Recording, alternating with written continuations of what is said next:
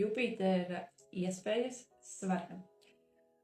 Svariem šajā periodā var nākt jaunas iespējas, jauni piedāvājumi tieši darba sektorā.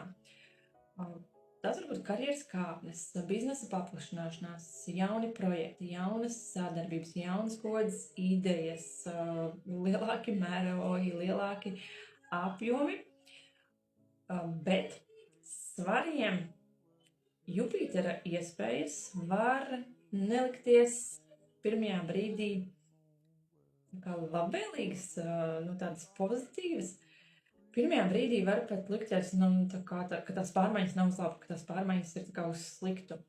Un dēļ tā svari var atteikties no iespējām vai kaut kā palaist garām.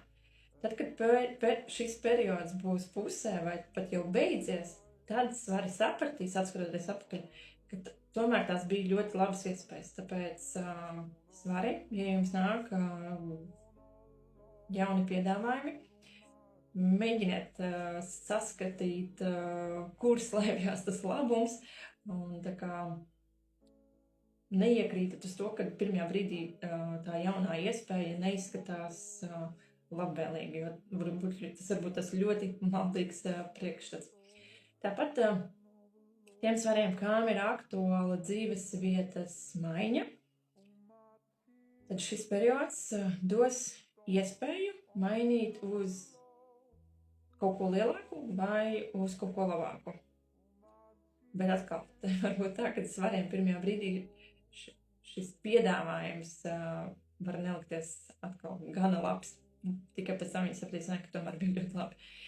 Tiem svariem, kam nav aktuāla dzīves vietas maiņa, bet varbūt ir aktuāla automašīnas iegāde, tad ļoti labs periods, lai iegādātos jaunāku mašīnu nekā ir esošā vai lielāku, ja kādam varbūt vajag lielāku. Tālāk svari. Tā kā esiet vērīgi,